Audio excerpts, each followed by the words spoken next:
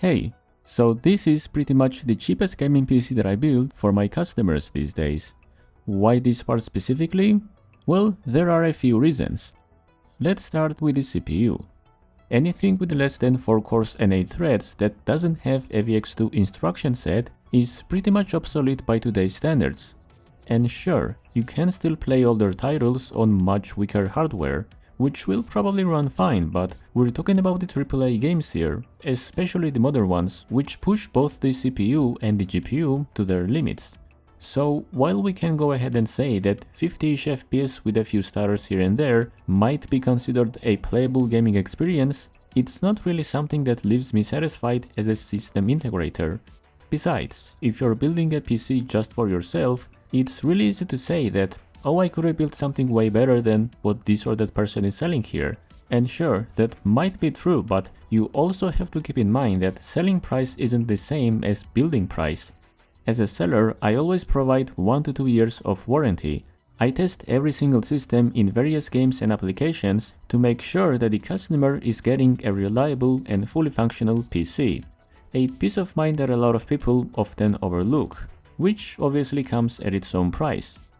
When you're dealing with older hardware, it's not uncommon for a few of those components to fail within the warranty period, and in order for me to replace those faulty parts with working ones, I often have to dip into my own pocket, which isn't something that I often look forward to, but it does help me sleep better at night when I know that I managed to make someone's day by providing them with a stress-free experience and tell them that I got their back no matter what. Because I've had some terrible experiences in the past and I never want anyone else to experience it, especially if that someone is my customer or a friend. And sure, I don't always end up with a profit when I make around $50 from these $300 builds.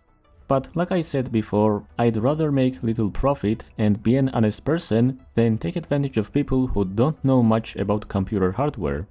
But anyhow, I bet you guys are curious about the performance of this PC. So why don't we move on to the benchmarks and see what it can do in games.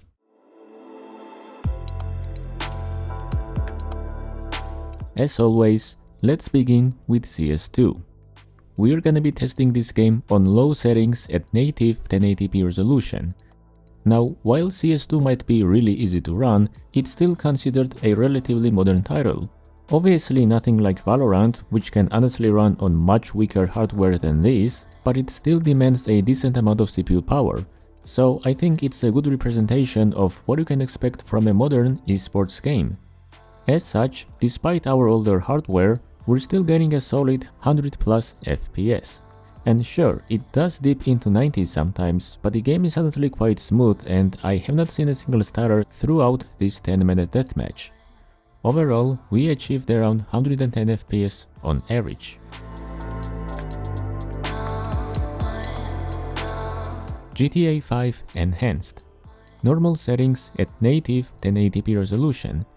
Now, I'm well aware that we're gaming on a really budget PC for today's standards, but when I tried to set ultra settings, the game gave me a warning about our VRAM, which got me a bit worried because GTX 1650 is technically good enough to run GTA 5 Enhanced on ultra settings. But oh well, I guess VRAM is gonna be our limiting factor even in an old game like this. And yes, it's technically new because it's been remastered in 2025. But they didn't really add all that much into the game, all things considered. The high requirements that you see on their page is pretty much for ray tracing alone. The non-ray traced requirements have mostly stayed the same. Speaking of which, and I hope I don't forget this in the future, I really wanna make a comparison between GTA 5 Legacy, which is the original, and GTA 5 Enhanced, which is the remastered version, and see what the actual difference is like. Anyway, after driving around for about 10 or so minutes, we achieved around 110 FPS on average. Similar results to CS2.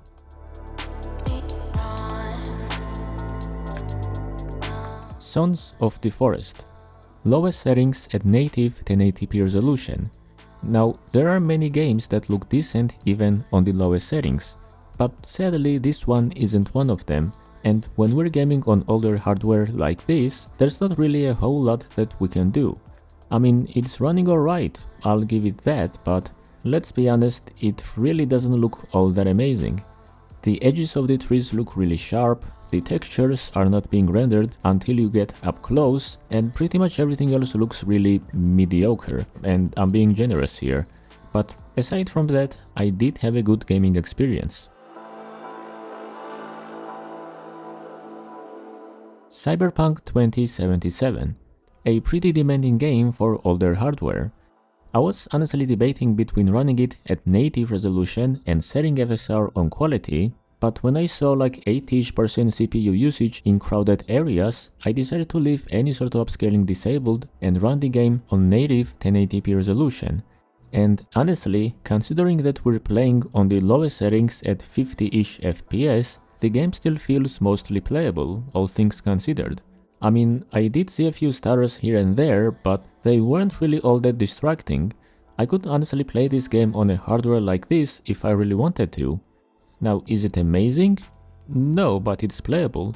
The loading times were not the best either, but I had an acceptable gaming experience all around.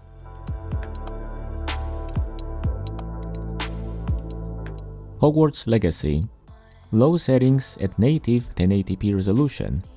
Now, I've tested both Cyberpunk and Hogwarts Legacy many times now, and I've noticed that this game usually performs slightly or quite a bit worse than Cyberpunk in most of my tests.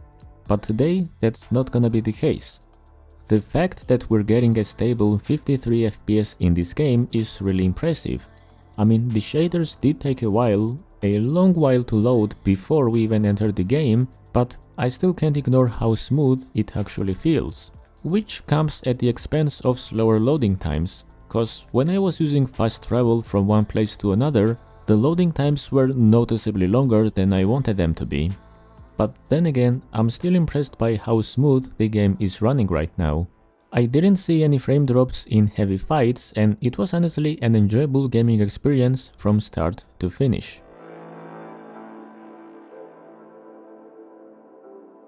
God of War Ragnarök. Low settings at native 1080p resolution. Now here I was kinda sure that we would run the game without a problem, but we not only got a warning about our VRAM when we were launching the game, but we also had to wait 20 plus minutes for the shaders to load, which, if you're not aware, shouldn't take that long. And when I entered the game, instead of a smooth 60 plus FPS that I was expecting, we got a 50ish FPS experience instead. Which is odd, because in our previous benchmarks on a totally different PC, we got drastically different results.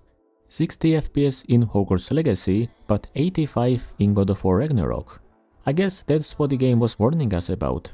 It seems that our VRAM is indeed not enough to run God of War Ragnarök at 60 plus FPS.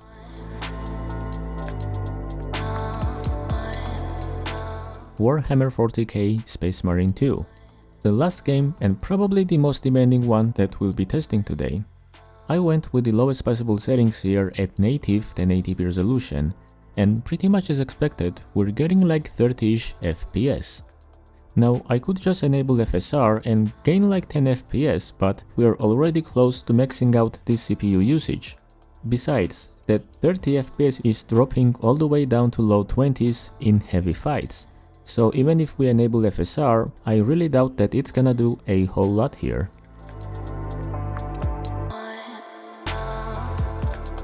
Overall, what can I say? I think it's pretty clear that this PC isn't meant for modern AAA titles. Games like Cyberpunk or Hogwarts Legacy might still be kinda playable, assuming you don't open any other apps and let the PC use all of its power to play these games. But honestly, if you wanna play stuff like Space Marine 2, Black Myth Wukong, or even God of War Ragnarök, I think you might need something like an RTX 2060 at least. In terms of a CPU though, I would say that a 14th Gen i3 would be the bare minimum to have a stable 60 plus FPS. And if you're looking for an AMD equivalent of this hardware, Ryzen 5 5500 is still doing alright, and if you wanna go for an AMD GPU as well, RX 6600 will do the job just fine. On that note, let's wrap up this video.